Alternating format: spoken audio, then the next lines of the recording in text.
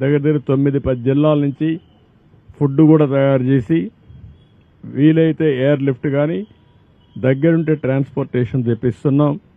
Morning బ్రేక్ఫాస్ట్కి కానీ, మధ్యాహ్నం లంచ్ కానీ, రాత్రికి డిన్నర్కి కానీ 3 సార్లు సర్వ్ చేయాలి. చాలా క్లియర్గా పెట్టుకున్నాం. ఒకే ఆదేశం ఇచ్చాను, లాస్ట్ మైల్లో ఉండే లాస్ట్ పర్సన్కి ఇది చేరాలి. ఏ విధంగా చేరుస్తారో నాకు అనవసరం, ఆర్గ్యుమెంట్స్ లేవు. No question of tolerance also. It is an emergency.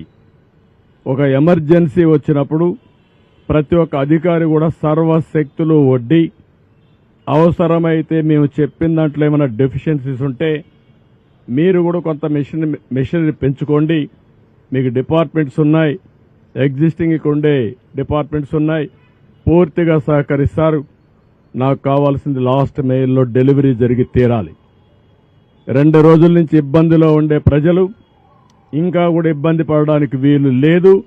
అది చాలా స్పష్టంగా ఆదేశాలు ఇచ్చా. ఇంకా ఆదేశాలను అమలు చేయకపోతే చాలా కఠినంగా కూడా వ్యవహరిస్తా.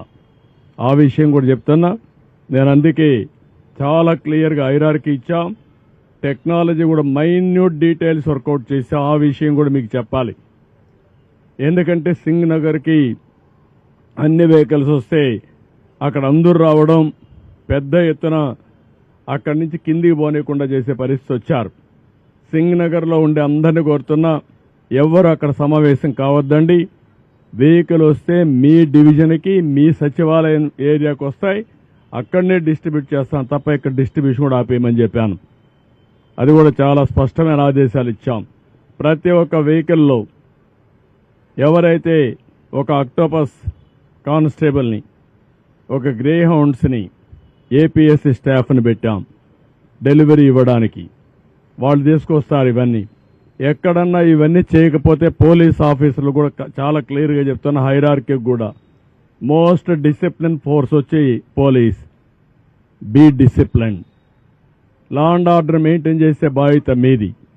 లా అండ్ ఆర్డర్ మెయింటైన్ చేయకపోతే నష్టం జరిగేది రిమోట్ ఏరియాలో ఉండే పేదవాడికి జరుగుతుంది. నేను చూశాను, వాళ్ళ బాధలు చూశాను. వాళ్ళ బాధలు చూస్తే వన్ననా తిరుతాం. ఒకటి కాదు, ఒక తండ్రి భార్యను వదిలిపెట్టి బిడ్డ బతుకు కోసం సేవ్ చేసుకోవాలని వచ్చాడంటే మనం ఊహించుకోవాలి. అదేవిధంగా ముసలవాళ్ళు, నడవలేని వాళ్ళు నీళ్లలో నడిచొచ్చి బట్టలు లేకుండా వచ్చారంటే వాళ్ళ బాధలు అర్థం చేసుకోవాలి.